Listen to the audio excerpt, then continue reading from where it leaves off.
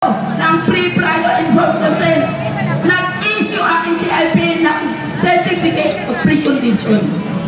Sa kabila ng may resolusyon ang aming probinsya sa Quezon na mahigpit din tumututol sa proyektong ito. Sa kabila na may resolusyon din ang Sangguniang Bayan ng Infanta na sila din ay tumututol sa proyektong ito, ay patuloy na hinahangad ng MWSS na ituloy ito.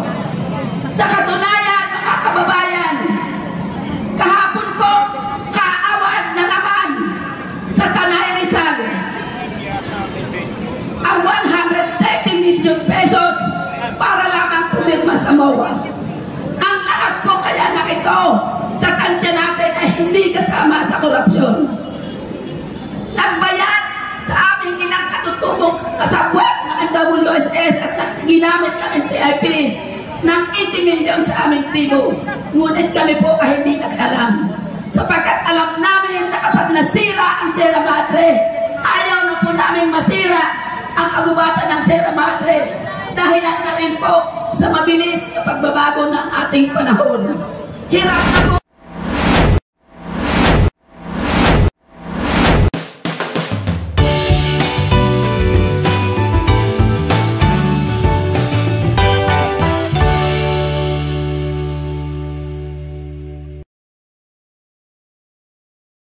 Kami magkakampanya sa proyektong ito upang maalaman ng malawak na mamamayan.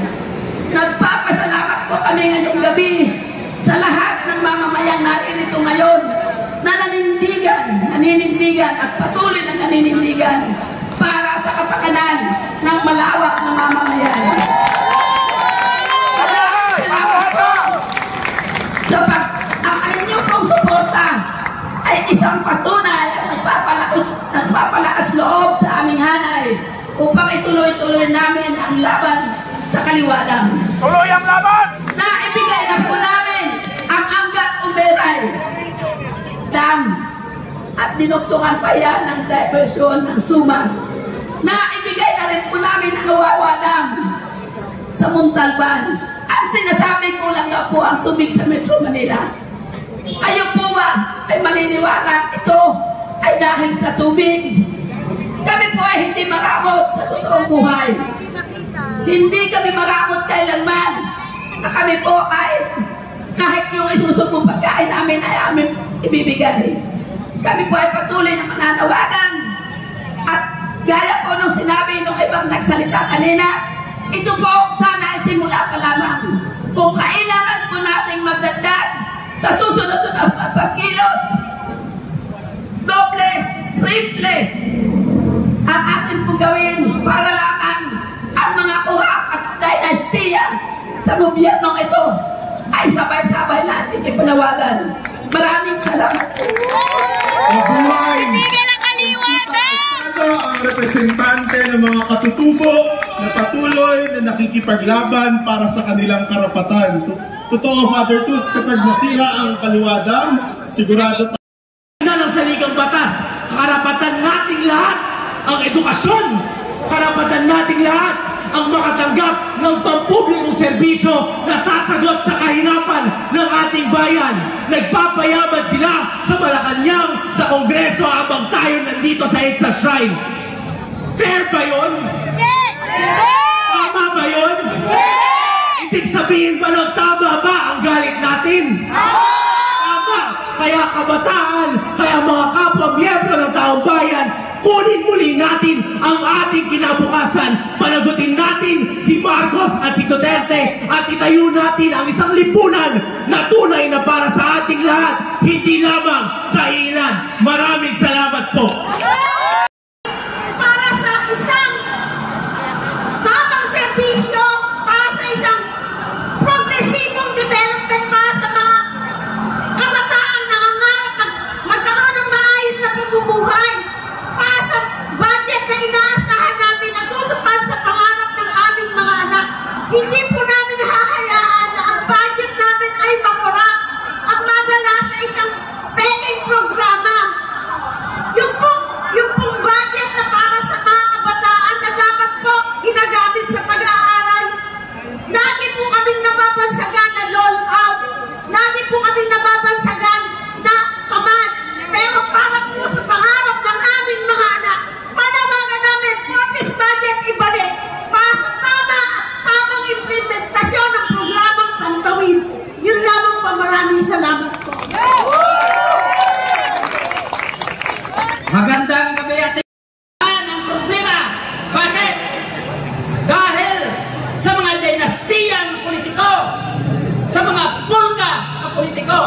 Ang ibig sabihin ng pulgas, politikyong galit at sinungaling. Pulgas.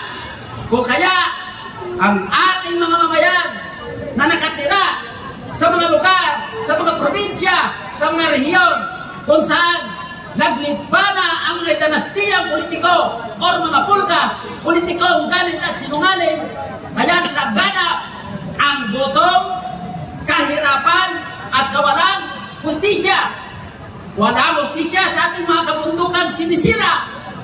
Wala hustisya sa ating mga magsasaka na imbes patanimin, lagyan ng pundo para magtanim ng marami, nag-i-import tayo. Wala hustisya para sa ating mga katutubo na inaagawan ng kanilang lupain, minana. Bagpos binibigay sa mga mayamang mga dayuhan, mayayamang kumpanya at kinakawawa, pinapalayas ang ating mga katutubo, ang ating mga kababayan na doon ang tinirahan. Katulad na nangyari sa Bugso, ang ganda ng ating mga katutubo na kanilang kabuhayan, biglang pinasok ng malaking kumpanya tulad ng San Miguel at pinapalayas sila. Saan ba ang justisya dyan? Wala! Kaya, mga kababayan, dahil sa mga dinastiyang mga politikong pulgas na yan, mayroon tayong dinaranas ngayon, gutom, kahirapan, dahil kawalang hustisya. Kahit baliktarin mo yan. Dahil sa kawalang hustisya, kaya may kahirapan. Bakit may kahirapan? Dahil may kagutuman. In total, wala tayong hustisya. Kaya, panawagan natin sa ating lahat mga kababayan, huwag nating tangkilikin ang mga pulgas. Ulitin ko, ano ibig sabihin ng pulgas? Pulgas, politikong galit at mga sinungaling. Maraming salamat po. Magandang gabi. Duterte!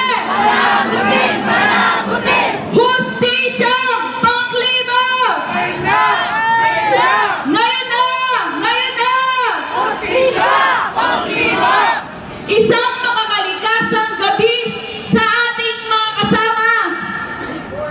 Ang 2025 national budget ay di umano para sa kaunlaran ng masang Pilipino. Ngunit sa pagtatanggal ng pondo para sa matayang serbisyong para sa masang Pilipino at pagdaragdag ng pondo para sa mga proyektong sisira sa kalikasan, aalis sa mga katutubo sa kanilang lupang ninuno at papatay sa mga maralitang lungsod. Malinaw ang tanong ng nagkakaisang masang nagsasama-sama ngayon. Para kanino ba ang kaunlaran?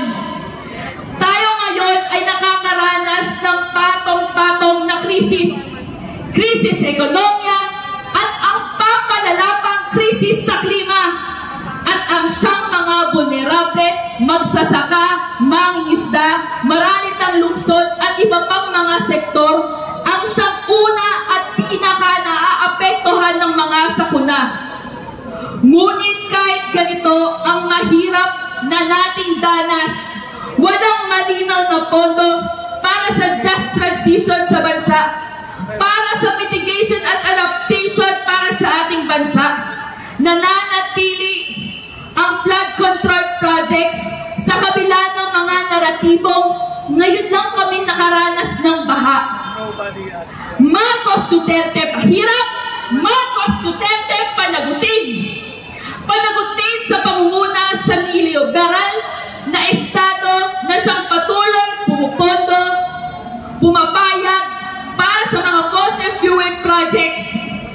Imbes na isulong ang tinatawag natin extractive profit-based na lipunan, dapat natin ipaglaban ang estadong mayroong pagkakapantay-pantay at pagpapahalaga sa ating kalikasan. Marcos Duterte, tingin ang sigaw na ang kaunlaran ay dapat magmumula sa tao at dapat para sa tao. Ang ating panawagan, paglaanan ng pondo ang pangangailangan ng mga mahihirap at marginalisadong sektor. Maglaan ng pondo para sa agarang pag-phase out ng coal at para sa just transition ng bansa. Tayo ay nasa krisis pangklima. Oras na para magdeklara ng National Climate Emergency upang mapangasiwaan ang mga rekursong proprotekta sa buhay at kabuhayan ng mga masa at para na rin sa ating kalikasan. Hustisya pang-klima! Ngayon na! Ngayon na! Ngayon na! Ngayon na! Hustisya pang-klima! Ang tao! Ang bayan! Ngayon ay lumalaban! Ngayon ay lumalaban! Ang tao! Ang bayan! Marcos Duterte! Panagutin! Panagutin! Panagutin! Panagutin! Marcos Duterte! Isang makakalikasan at mapagpalayang gabi sa atin!